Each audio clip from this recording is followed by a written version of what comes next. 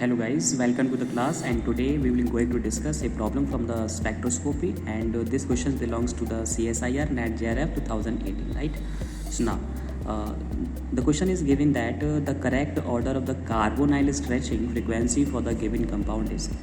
तो dear students, यहाँ पे बहुत सारे क्वेश्चन जो है कार्बोनाइल स्ट्रेचिंग से पूछे जाते हैं। आप कोई भी अगर प्रीवियस ईयर का CSIR क्वेश्चन देखोगे तो वहाँ पे कोई ना कोई क्वेश्चन जो है आपको कार्बोनाइल स्ट्रेचिंग से रिलेटेड जो है मिलेगा।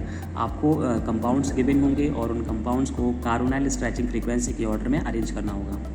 तो यहाँ पे हमें ए यहाँ पे कंपाउंड दे रखा है, बी कंपाउंड दे रखा है और सी कंपाउंड दे रखा है। इन तीनों ही कंपाउंड को उनकी स्ट्रेचिंग फ्रीक्वेंसी के ऑर्डर में अरेंज करना है, राइट। तो सबसे पहले हम यहाँ पे जानेंगे कि स्ट्रेचिंग फ्रीक्वेंसी जो है वो किन किन फैक्टर्स पर डिपेंड करती है। तो कहा गया है the stretching frequency of carbonyl group depends upon percentage S character, right. मतलब स्ट्रेचिंग फ्रीक्वेंसी जो है वो कंपाउंड में एस कैरेक्टर पर डिपेंड करती है, character of the carbon atom of the carbonyl group, and the percentage S character is also depend upon the bond angle. यानी कि स्ट्रेचिंग फ्रीक्वेंसी प्रोपोर्शनल होती है परसेंटेज एस कैरेक्टर के। अगर कंपाउंड में परसेंटेज एस कैरेक्टर ज़्यादा है तो उसकी स्ट्रेचिंग फ्रीक्वेंसी भी ज़्यादा होगी, राइट। और परसेंटेज एस कैरेक्टर किसके डायरेक्टली प्रोपोर्शनल होता है? बॉन्ड एंगल के। तो बॉन्ड एंगल जितना ज़्यादा होगा परसेंटेज एस कैरेक्टर उतना ही ज़्यादा होगा। तो सबसे पहले इस कंपाउंड की बात करेंगे। तो यहाँ पे ये डॉट जो दे रखा था, डॉट का मतलब यहाँ पे कार्बन हमने कंसिडर किया। तो सपोज करते हैं यहाँ पे एक सिग्मा बॉन्ड यहाँ पे है और एक सिग्मा बॉन्ड यहाँ पे है। तो मतलब यहाँ पे ओवरऑल 2 सिग्मा बॉन्ड है और 2 सिग्मा बॉन्ड है। तो यहाँ पे sp हाइब्रिडाइजेशन होगा, और जब sp हाइब्रिडाइजेशन होता है तो यहाँ पे परसेंटेज एस कैरेक्टर जो है वो कितना होता है? 50%। तो यहाँ पे 50% एस कैरेक्टर है, राइट। यहाँ पे बात करेंगे तो यहाँ पे ओपन यहाँ पे एलिफेटिक कार्बोनाइल कंपाउंड दे रखा है। तो यहाँ पे एक सिग्मा बॉन्ड ये होगा, एक सिग्मा बॉन्ड ये होगा और एक सिग्मा बॉन्ड ये होगा।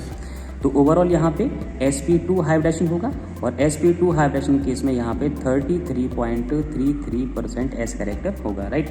एंड सिमिलरली यहाँ पे एक साइक्लिक यहाँ पे कार्बन कंपाउंड दे रखा है। तो यहाँ पे ये सिग्मा बॉन्ड होगा, ये सिग्मा बॉन्ड होगा और ये सिग्मा बॉन्ड होगा। 3 सिग्मा बॉन्ड्स हैं।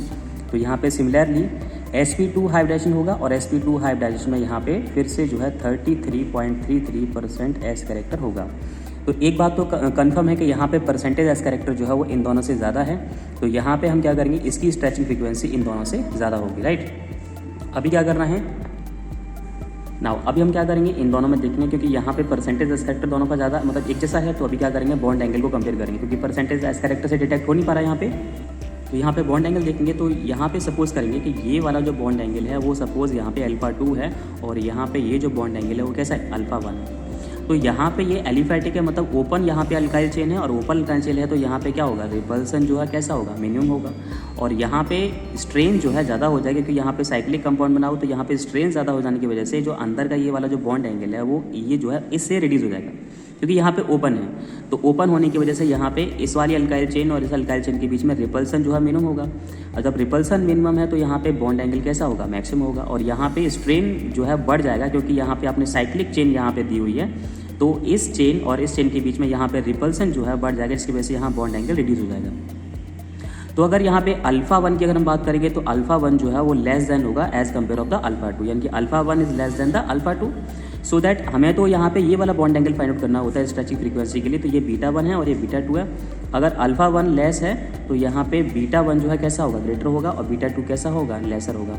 तो β1 ग्रेटर देन β2। सो बट यहाँ पे कंपेयर करेंगे तो यहाँ पे ओवरऑल इसका अगर β3 ऐड कर लेंगे तो β3 जो है सबसे मैक्सिमम है। देन उसके बाद यहाँ पे β2 देन β1। तो यहाँ पे β3 किसके लिए? इस कंपाउंड के लिए, इसके लिए β2 और इसके लिए β1। तो यहाँ पे स्ट्रेचिंग फ्रीक्वेंसी का जो ऑर्डर होगा दैट इज C।